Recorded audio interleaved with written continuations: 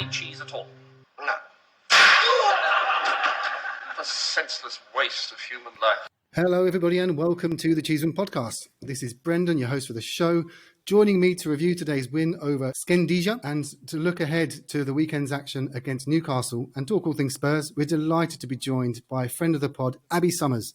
Abbi, welcome back. How are things? Hi, pleasure to be back. Things are good. Things are COVID, as I'm sure they are for you as well. But things are going well. It's just busy work-wise and freelance stuff-wise, but it's all good things.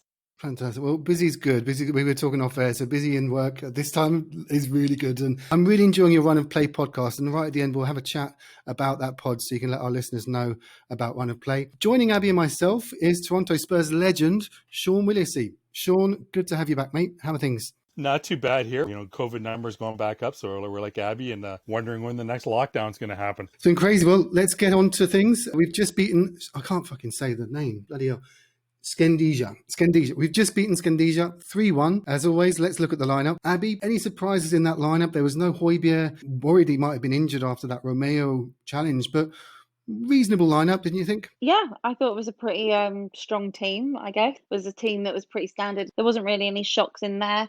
Didn't expect everyone to travel either. I don't think it was an injury-related thing to Højbjerg as far as I'm aware, but we've got a lot of games, so there has to be squad rotation, and you're going to see a lot of different changes in it, formations and things like that, and personnel. As you know, Jose's already said, with all the Dele situation, the hysteria that surrounded Dele this kind of last 2 weeks or so. So no major issues in that lineup. I saw the first half, so I guess I got a good part of it. But yeah, I mean, it's a win. It's another game in this ridiculously long run up to even just get to the group stages of the Europa League. So a win's a win, and it's another one under the belt. So I guess it was a successful trip to Bulgaria. Was it Bulgaria? Macedonia. Macedonia. Somewhere in Eastern Europe. Yeah, it was there. It always is part of the Europa. Shawn, let's look at the first goal. I mean, it kind of set up the pattern of play for that first half where they were just sitting back, letting us have the ball and giving us space. And we really should put them to bed in that first half. And we saw what happened in the second half. But on the goal itself, Lamela took it quite well, didn't you think? I wasn't aware that Eric Lamela could score with his right foot. I thought he was like left-footed only. Like, I'd like to go back and maybe HG, the god of all soccer knowledge, can find that out for us. The last time Lamela scored with his right foot. But like you said, they were giving us the ball, and we really should have been up 2 or 3-0 at the half. I'm not sure why we weren't pressing them a little more and really going after it. I think if you look back to those, if you remember the first 3 friendlies, we pressed, we went at it, and we went after teams that obviously were not as good as us. And Shkendija is not, but for some reason we didn't really seem to press our advantage too much. Yeah, it was strange. It kind of felt as if we were sort of almost dropping to their level. Like we saw that they were limited by the space they were giving us, the time they were giving us on the ball, and we didn't really look to capitalize. We just looked like, oh right, this is the rhythm of play. We'll play along to that rhythm. It was strange. Anyway, Abbi, their goal. I mean, it was a worldie. To be honest, like we weren't expecting it to go into the top corner, but still, there was no pressure on him, and it did put the tie at risk. Are you a bit concerned by the complacency that appeared in that period of the game? I think it's similar to last week's game against Plovdiv as well, because I mean, you go there and you know that Tottenham are, and they know that they're a far better side than what they're playing. And I think you guys are right saying that they kind of adapted to like their style of play and slowed it down and things like that. And at halftime in both games, we should have had that tie completely nailed on, shut up shop, and everything be good and done for the second half. But it is very typical Tottenham. They tend to go with that attitude that oh well, it's going to be a breeze, it's going to be a walk in the park.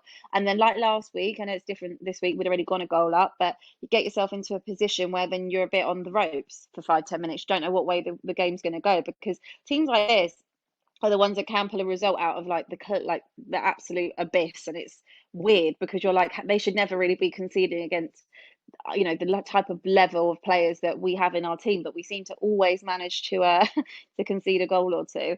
But I guess it's how you bounce back from it, and obviously we finished the game strong. So ones like that come and they're an absolute worldie, they're hard to stop. But I think that Bergwijn didn't play that great today. I don't think, by the sounds of it, Davies had a good game. I think it was his fault for the goal maybe. So it's just individual errors, which again cost us a lot last season. But we can only hope that with the rebuilding that we seem to be doing, and one thing Jose has been doing is kind of calling people out, saying he needs more from them, this, that, and there's also competition for places. So the individual errors, every game they've got to treat it like they're earning their right to be in that team, rather than it just being kind of like a formality, which I think over the past few seasons it had kind of become for some of those players. So now you can, have to work for it to keep your place in that side. And these are the games that you've got to work for it in, because just because that they're a small team in Bulgaria or Macedonia doesn't mean the game's won. Doesn't mean you automatically go through. You've got to work hard in it. Yeah. I mean, it was strange that we had to sort of bring on Lo Celso and Kane to sort of put the tie to bed, and we did that. Shawn, we had those 2 goals. I think it was 70th and 76th minute. I don't think it was really in danger. It was just when their goal went in, it was just Spurs. But of those 2 goals, of Sonny's and Kane's goal, which was your favourite? Which was your pick of those 2? I'm going to give a little bit of an edge to Harry, because Sonny's really was just right place, right time. A little bit of a poacher's goal, but you still got to bury it. Harry, God, that was horrible marking. It was like there was 3 guys around him. They just all kind of stood there and kind of just watched, and then Harry just clinically just took it and buried it right in the corner with that header down on the ground into the corner. No chance for the goalie. Abby, probably the biggest plus, other than of course our progressing, is that Tanguy and Dele completed 90 minutes. It's crazy. When you were last on, you did have a bit of ITK knowledge that you felt he was on his way. Do you still stand by that, or do you think that he might now have a future at the club? I hope he's got a future at the club. I think I said it last time I was on here as well, that I think it would have been a mistake to let him go. Quite a rash decision as well of that. So the ITK I was informed of was that he was very much out the door. We also saw in the interview, that sit down conversation he'd had with Daniel Levy, and I'm sure there was obviously more that went on maybe outside of the cameras, or stuff they obviously didn't put in there. But I think it was a very big turning point for them in the summer, and Inter Milan were very, very interested, and there's been numerous reports about that. And I think it was a case of either the club weren't going to let him go for less than they wanted, or something between them, or maybe he decided he wanted to stay and prove himself, and Inter in turn went for Vidal instead in that position. So I think it's really good for Tottenham. I think it's really good to let him have another season, prove himself, kind of play a full 90 as well, more than just once, and, integrate into the team. Because I think as fans, we've all seen enough to know that he's absolutely talented, and he's got loads of potential to be just great. And him and that Lo Celso partnership could be something wonderful for Tottenham. And I think that hopefully we'll get to see that more as the season goes on. And Jose just giving him the chance that he needs, and, them kind of doing bygones be bygones as to whatever went on at the back of the season. I think it's a really good thing for Tottenham, and I think it will benefit us long term. And I never thought that we should have even been thinking of selling him. I don't think he had a particularly fair crack of the whip last season. Last season was so awfully long and painful in so many different ways. And I think that he had injuries, he wasn't fully fit. And I just think that it was very disjointed last season. And to make such a big decision after your record-breaking signing of 65 million just to, kind of send him off after Jose having him for kind of 6 months, I don't think that was particularly fair. So I'm really glad that he looks to be staying, and I can't see him going now before the end of the window. It was encouraging to see him last the 90 minutes, and he was running about, he was tracking back even, and like sort of deep into the second half. Like, wow, we've got our Tanguy. So it's great to see. Shawn, your thoughts on Joe Hart's first competitive game for us? I mean, there wasn't much he could do about the goal, but other than that, how do you think he did during the game? He seemed reasonably well. Like you said, he took most of the chances they got. He was off his line, out getting balls. He didn't really get caught out. The biggest thing for me is that it just gives him a little bit of confidence. And ultimately, I think that's what he needs. He just needs a run of 2-3 games here and there where he comes out, plays well, gets a clean sheet, or, there's a worldly goal that he just couldn't stop. And because we got to think, if anything does happen to Hugo, God forbid it does, or that, you just want to rest him here or there, because with this fixture congestion, we got 4 games coming up in the next little over a week. You're going to need to have times where you can sit Hugo down and get him out there if it's not going to be Gazzaniga, because I can only assume with this, it sounds like we're going to sell Gazzaniga to raise money for Skriniar or someone else. So we need to have a goalie who's confident and that the team's confident in. But yeah, no, it's good to see Joe get the full 90. Not much he could do about the goal, but yeah, he seemed to sort of communicate well with the defenders.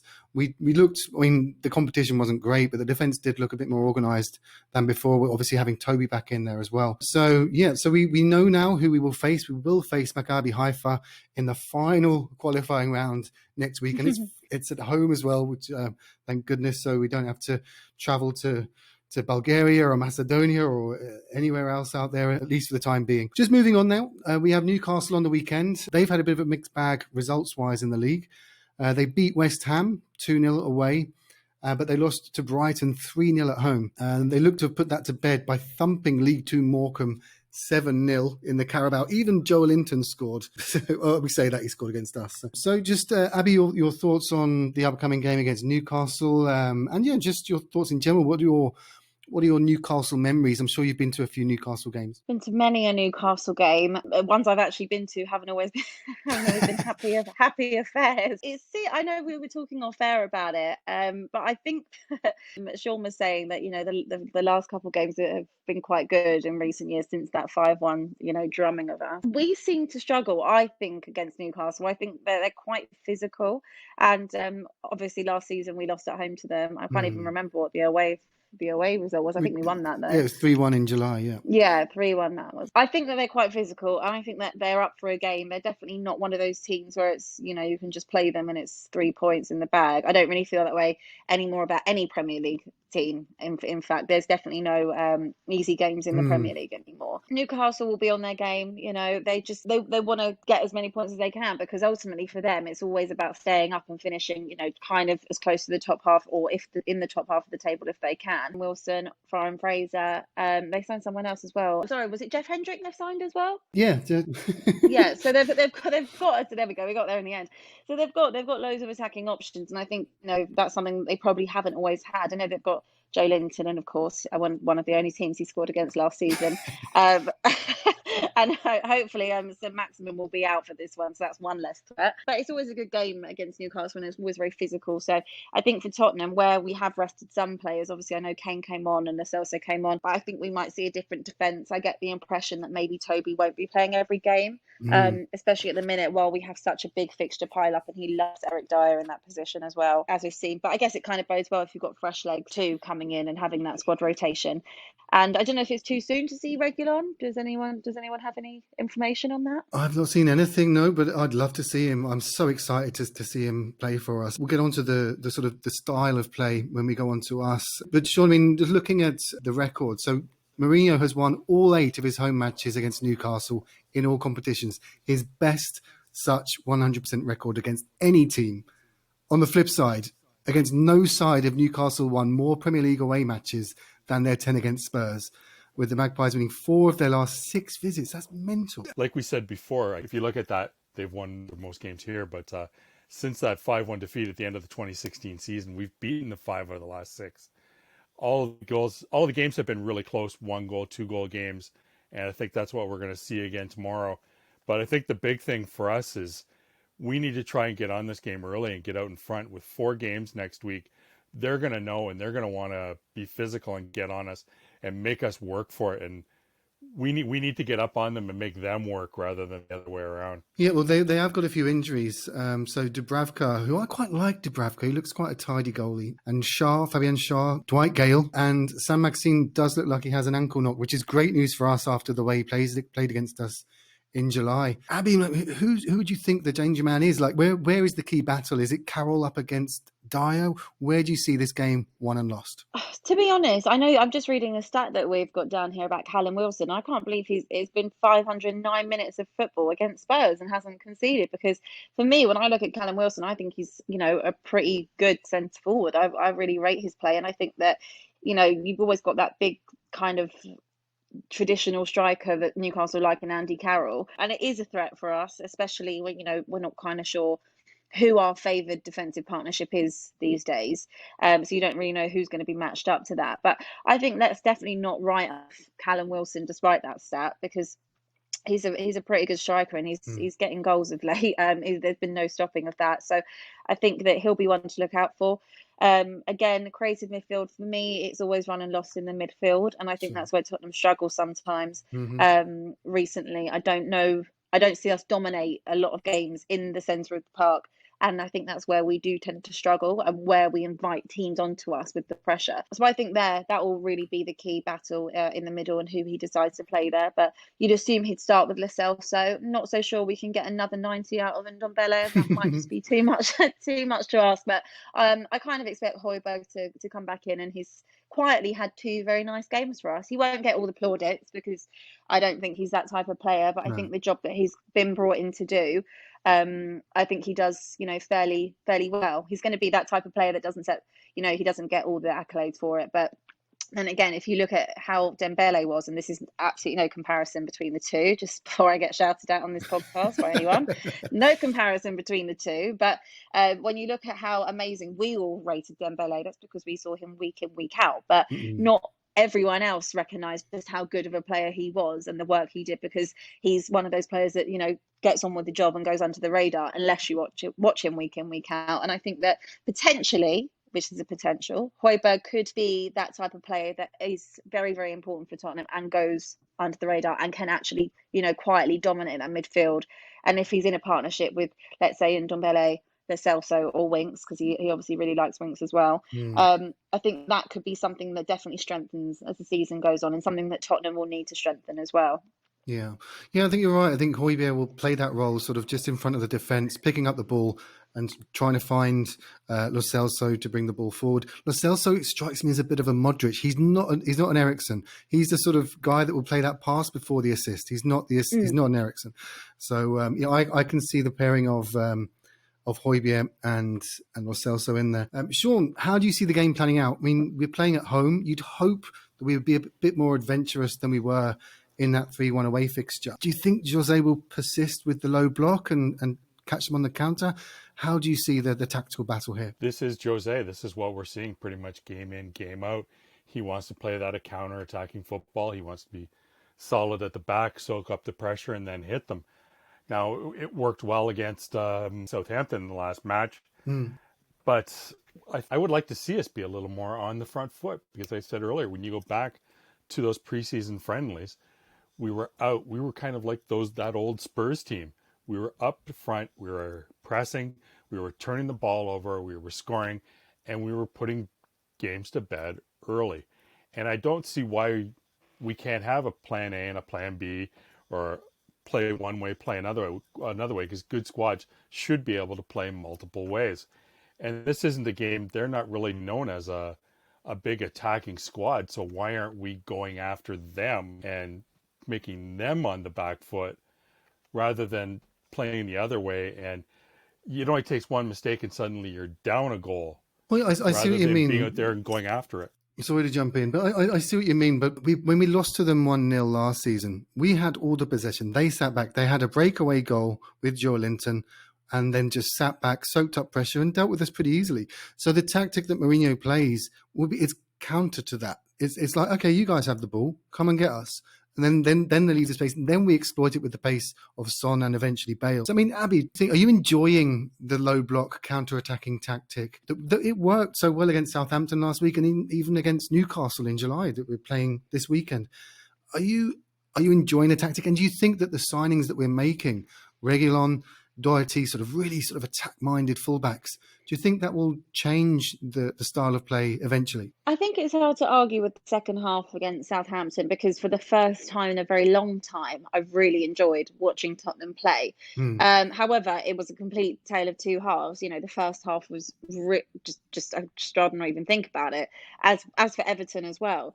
But if you go back and you think about the last kind of 6 games from the restart, obviously taking that Sheffield game and Bournemouth game out of it, kind of after those 2 turning points, I felt that I could kind of see the way that Jose wanted to play. But for me, when he actually tries to play football, instead of just doing this, route one long ball, trying and hoping that Kane gets on the end of it, and we actually play proper football and use the players that we've got to our advantage, very attacking players, our front is ridiculous, then I think that's when that we're the most dangerous. And having the fullbacks and Doherty and Reguilon, I think that's bringing something back to Tottenham that we haven't had for maybe 4 or 5 seasons, since we had Danny Rose, at full pelt, and we had Carl Walker. And that was the kind of football that led us to be so successful under Pochettino in those seasons, because you had attacking threat coming from either side. You had an amazing front three, and you had that dominance in the middle. So if that's what he's trying to rebuild, which I can only think that he is, based on the signings we've made, adding Bale to that front line. I mean, you just would not want to be a defender with Kane, Bale, and Son running towards you. And you look at the bench and what you've got, and you look at the emphasis of those fullbacks, and they probably will play higher up the pitch. And I just can't wait to see it all in action. And I just think that the route one long ball that he has kind of been associated with, this like negative kind of tactic of slowing the game down, and there's no real like urgency on anything. It's very like uninspiring to watch from what we've seen. I think that will change, because I think that he's suddenly been backed out of absolutely nowhere. Absolutely nowhere. Caught everyone off guard. No one knows what Daniel Levy's smoking these days. And I think it's quite refreshing, actually, because, you're doing and being able to now rebuild, so to speak, this team that has needed a rebuild for so long. So the players he had last season, I think that he said, I'm so happy with them, but in theory, and now you can see in practice, he obviously wasn't that happy with them. And it's now giving him another option to not just play that type of negative football he became so much associated with while he was at United. And that was kind of where he picked up with Tottenham, playing that type of football. But you can always argue you can play boring football if you get the results, but you have to get the results to back it up. But I would like to see much more of the tactics second half against Southampton, because that is proper Tottenham, that attacking, nice flowing football, looking ahead rather than side to side and back. Well, I guess you kind of answered my question already here, but I mean, you've always been quite vocal in your criticism of ENIC and Levy's running of the club, very eloquently, much more eloquent than other people that are critical of ENIC and Levy. Are you encouraged by these signings that we've made? And it looks like it's not over. I mean, we're still looking at Skriniar and Milik and other players coming in. I mean, it's great, no? I mean, it's fantastic. And yeah, I am very, very critical of him, because it does baffle me how, you had a manager in Pochettino who had actually achieved and brought the club forward so much. Yes, he hadn't won anything, but I also think that 2 windows pretty much without any signings, 2 seasons away from home, it's a pretty, he got a pretty raw end of the deal on that one. And then to not be backed and then be sacked, kind of 4 months after you reached Champions League final, they did him a bit dirty. And I don't think he was given the backing that he probably should have and needed and earned, really. But I have to say, credit where it's due. I mean, it hasn't broken the bank, we'll be honest. If you look at who he's purchased, it's been smart business. I mean, Gareth Bale, he'll make the 20 million back for Gareth Bale, probably within the first day, in terms of shirt sales and commercial stuff. So that's an absolute no-brainer. As for Reguilon, we have needed a left back and Doherty as well, left back and right back, for probably now 2-3 seasons. So I would say that they were both essential, and we probably should have done that kind of a deal maybe a year ago, or a year, even 2 years ago. So the signings that we've made are not particularly, they're not breaking the bank. Joe Hart was required because Michel Vorm, and not to be disrespectful to Gazaniga, because I think he's probably a very nice guy and gorgeous keeper, but you needed, and gorgeous as well, but you needed someone else maybe with a little bit more experience as well back there for those type of games, with the running that we've got and how many there's going to be. And also, yeah, I mean, if we go and sign another centre half, whether it be Skriniar or Ruben Dias or someone like that, it'll be a very, very successful window, very successful. And it's that rebuild that we have needed for a really long time. And it was one that Pochettino called for, before the Champions League final. And it is a little bit frustrating as to why he didn't back him, but he does back Jose. But as long as he backs him, I don't really care. My whole thing with Jose is that I see him as more of he's here for a good time, not a long time. And if he's here in that, kind of 2-3 years, and he wins us as many trophies as he can in that time, and he's invested as much as he wants to in that 2-3 year period, and he gets it done, then then they've turned it round. The opinion for myself and other people that also are very ENIC out and anti-Levy will be kind of undone. Yeah. After that point. Well, Shawn, how about you? I mean, it's been a fantastic week for us in terms of seeing the buzz around Bale and getting Reguilon in. You've enjoyed it? It's been nice. It's nice to see us in the news, and in the news for good things, because over the lockout we were getting a lot of bad press for our various things that the club was doing, furloughing the staff and various other things. That was U-turned, but yeah, it was they tried to, but it was U-turned, yeah. Yeah, but there were just there were bad things, and it's just nice to see us in the news being talked about in a positive fashion. It's nice to see almost universally the fans excited and happy and looking forward to the season, and that Bale's back and that Reguilon's here, and that even with that, there are still more rumors of other players, even though we've signed four, I guess signed three and one on loan, but there's still more talk about more players coming. And finally we're seeing what looks to be built a squad that can compete on multiple fronts and hopefully, fingers crossed, win multiple trophies. Yeah, I've seen your selection of Bale shirts in our Slack chat, so you're obviously a fan. What's your favourite Bale moment, Shawn? I've got to go back to the game against Inter. I know we lost, but we were down and out of that game, and he single-handedly brought us back into that match. And who knows, with a little luck, maybe he could have had a fourth or somebody else, and we take it to extra time. But what a performance! It's when he announced himself really as a world-class player. We always knew he had talent. He played very well under Redknapp, but that was when we were like, he's the real deal. Abbi, how about you? I'm sure you must have seen him live a few times. I left the country before I could actually see Gareth Bale in the flesh, unfortunately, at White Hart Lane. But what's your favourite Bale memory? Oh, I've seen him many a time, and I was very, very upset the day he left. It broke my heart. So I'm very, very happy to see him back. For me, my favourite Bale moment was away at West Ham. I was there, that famous 3-2 game. What was it, 89th minute? Gareth Bale goal, everyone knows it, and what a screamer it was, and obviously won the game as well. And it was just, for me, it just was the epitome of Gareth Bale. Just never stopped working, never stopped running, and you just give the ball to Bale and he'd do something, and he could just win games single-handedly, and he was just fantastic. And we actually had pretty good teams still, back then. So now we've got probably an even better squad. Him playing alongside Son and Kane, I just can't wait. I just want to get back in the stadium ASAP. Dying to.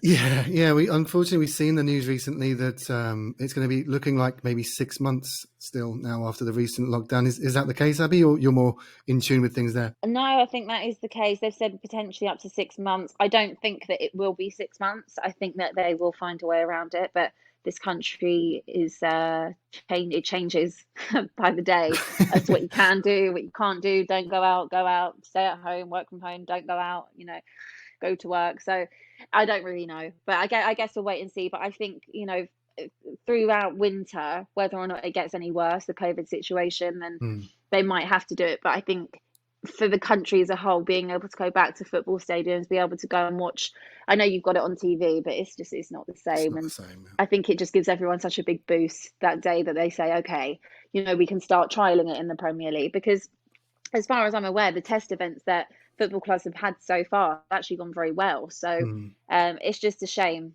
that they've obviously pushed it back further, but who knows, they might change their mind in a month or so time, and we can only hope. Yeah. Well, we saw recently with the called-off game with Leyton Orient that in the lower leagues, and we were lucky. I read yesterday that Brentford and Hull refused the tests. We paid for Leyton Orient's tests, and thank goodness they accepted that. And sadly, the game was a bye, but we're very supportive of the J3 Foundation at the pod, and I know the club is, and supporters have. And I just want to send a big well done to all the Spurs fans that have got on to the Leyton Orient club shop and bought some of their merch. Like, hats off. That's what Tottenham's about. We've spoken about players coming in. There are rumours about players going out. Oh, sorry, I'll start with you, Shawn. Actually, there's whispers about Dele. Lamela always comes up now and again. Who do you think will leave, and who do you want to leave? I wouldn't mind seeing Aurier go. Gazaniga possibly for some money to do something.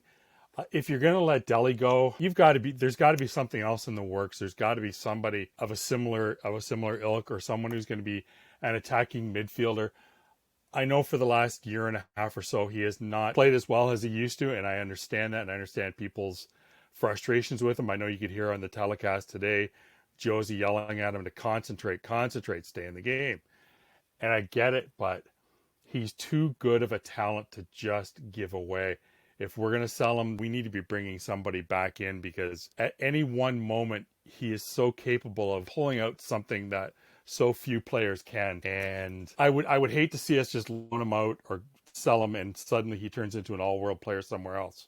I wouldn't mind a lot. He needs a jump start. There's something not quite right there. He doesn't seem, and it's his style of play as well as his position, because he's not an out-and-out striker. He's not a central midfielder. He sort of works the space around Kane. He's a bit of a Thomas Muller in that doesn't really fit in anywhere, but just comes up with moments of brilliance. And Abby, what's your thoughts on Dele? Keep or sell? Keep for now. Well, I think that everyone is quite critical of Dele, and rightly so. But I think that it's a strange one for me with Jose, because when he came in, he was absolutely singing Dele's praises. It seemed that he was very much part of his project. So I don't know if this is one of Jose's tactics, in terms of trying to, be cruel to be kind, and get the best out of him. But I find it strange that someone who's, kind of 7 months ago, he was very, very hot on, he'd now be very keen to not put in the squad and be happy to sell. I do agree. I think if there was a team that came in and said we take him on loan, I'm not opposed to a loan, because I think that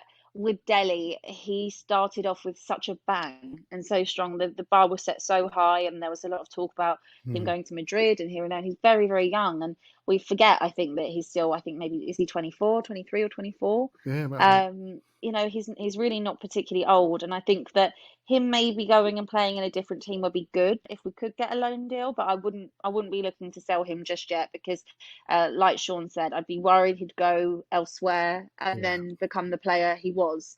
So if it meant going on loan, rediscovering that kind of form, whether it be here or PSG or somewhere else, I think that might be good for him, but I wouldn't be looking to sell just yet. Well, who would you get rid of then? I mean, we've got Winks, we've got Lucas, we've got Lamela, the squad is quite fat. Not fat in terms of their fitness, but bloated. That's the word. Bloated. Bloated is a good word. So who would you get rid of? Who do you think we can get rid of? Who would I get rid of? Now, I mean, Aurier does divide opinion. If an offer came in, I wouldn't say no. I think in terms of someone like Ben Davis, he kind of does what he says on the tin. Obviously I've been very happy to get rid of Danny Rose. I think he's definitely come to the end of that journey with each other in terms of the club and player. And obviously it looked like he was going, and I think that something's obviously gone on there with Genoa, and they're now not interested. Who else? I really like Harry Winks. I wouldn't be looking to get rid of him. Really? Whether or not do you know what I love about him? I love that he loves the club. And I think that I think it's important to have people who understand the club within the club. I'm not saying he's going to start every week as this, Jose era goes on. Obviously, if Ndombele's fit and Højbjerg and Lo Celso, there's not much room for him. But I wouldn't necessarily be looking to sell him at the minute. Gazzaniga, yes, I'd be happy to part ways with. Weirdly, I wouldn't say no if Eric Dyer moved either. I can't see him going because Jose loves him so much, but I wouldn't have necessarily said no about him moving. For me, Lucas is one that might upset a few people, but I feel that you can't live off Amsterdam forever. And I'm not doubting his work rate for the team. He runs an awful lot, but I'd say his actual contributions are not great, and he gets quite a lot of game time, and I don't think he affects play. I don't even remember seeing him go off on Sunday against Southampton. I don't even remember seeing him come on, even in that starting 11. I don't feel like he's just there. He's just there, and yes, he covers a lot of ground, but as a forward attacking player, you've got to contribute, and I don't feel like he does. So as much as we all love him for Amsterdam, that's not necessarily a reason to keep playing a player. And I think obviously now with Bale there, he'll probably miss out, but he is far more effective from the bench, and he always has been. So whether or not he is from that point, and obviously you've got Lamela. Sorry to jump in. He was today. He came off the bench, and that's what our second goal came from him having a shot. The keeper saved, he's far more effective when he comes off the bench, and that's why he starts every week. And I think he kind of gets lost in the game and just a lot of tracking back, and you don't really see all the stuff he does. But when he comes on, it's kind of like a burst of energy, burst of power. But during a full 90, I don't feel that he affects the type of game. And then you've got the curious case of Eric Lamela. Who again I quite like him. I like that he's got a bit of bite about him. Obviously we know that October's coming up, so he'll probably be out of the game until about March time as usual, with a mysterious hip injury or something. But I quite like him. I think he does it again come on. I think he does affect games when he comes on. So he's been there quite a long time. He's been there 7 years, and he's yet to kind of complete a full season. So if an offer came in, I guess you'd take it. Obviously, we expect Foyth to go. Yeah, it was a weird one. He played like 6 professional games, and we signed him out of nowhere because he's from the same town as Poch. Maybe I'm confusing him with Gazzaniga, but there was certainly some kind of Argentine connection that really was the driving force for that transfer. So we're looking to wrap up. As I said at the start of the pod, Abby, I'm a big fan of your Run of Play pod. It's great. It's not a Spurs pod. There's enough of them out there. But I'm sure our listeners would like to know more. So here's your chance. Tell us about Run and Play. Yeah, I'm so glad you're enjoying it. We've done about 6 episodes so far. And yeah, you're like you said, it's not a Spurs podcast because I've got too many Spurs friends that do podcasts and I didn't want to step on anyone's toes. And sometimes it's nice just to have a general chat about football rather than it being about your own team sometimes. So yeah, it's a general football podcast. It's very topical. So we'll have a different person on, expert in their field each week. We've had Troy Townsend on, obviously discussing about Kick It Out and about Black Lives Matter and racism. We recently had Rosella Ryan on from actually Spurs Women talking about WSL and talking about women's football. We've had Fabrizio Romano on talking about transfers and how that kind of process works behind the scenes. So it's not always, just it's always about football, but it's also about topics surrounding football. So it's good. You guys should give it a listen. It's something different to listen to, and it's a very chilled, relaxed feel to it. And yeah, so far so good. Really enjoying it. Brilliant. Do listen out for that, Cheeseheads. Right, let's wrap up. Let's get predictions. Shawn, you first. What do you think the score will be against Newcastle on Sunday? I'm going 2-1 Spurs, and I'm going to stick with the hot guns, one by Harry and one by Sonny. Cool. Who's getting their goal? Or do you care? Let's go with a appearance again by Joe Linton. He knows how to score at the stadium, so he can't score anywhere else. Oh, good. Abby, how about you? Any increases on 2-1? I go 3-1, and I'm going to go Kane double and Son 1, and then I'm going to say Callum Wilson's going to probably break that 509-minute record of goal scoring against us. I think, I'd love a clean sheet, Jesus, but I just can't see it right now. So I'm going to go. I think I'll go 3-1 as well. Their goal will come from Andy Carroll. Why not? Andy Carroll, and ours will be Lo Celso and 2 from Kane. I think Sonny's going to have a break this weekend. Guys, thank you so much. Shawn, thanks for joining. Any final notes, mate? No, everything is good. Just I wish everybody to stay safe with these numbers going back up. Stay home. Stay safe. Keep everybody in your family safe. Yeah, listen to the Cheese Room podcast. Definitely. Abby, thanks for joining. Anything you want to add? No, just echoing Shawn. Obviously, stay safe and just, let's just enjoy the football. I guess we can all currently watch on TV. And yeah, obviously go listen to the podcast Cheese Room, obviously, because we're on it right now, but also at Run Away Podcast. Go and listen to that one. Yeah, and give them a follow on Twitter. You got a great Twitter account too. Cheeseheads, do listen out for the review of the Newcastle game from Franco and the European crew. That will be out Sunday evening, Monday morning. Do remember to like, subscribe, comment. Check out our YouTube videos. We're now doing watch-alongs. As ever, keep the faith and come on, you Spurs. Come on, you Spurs. Oh, yeah. Come on, you Spurs. Do you want me to do a better one then? No.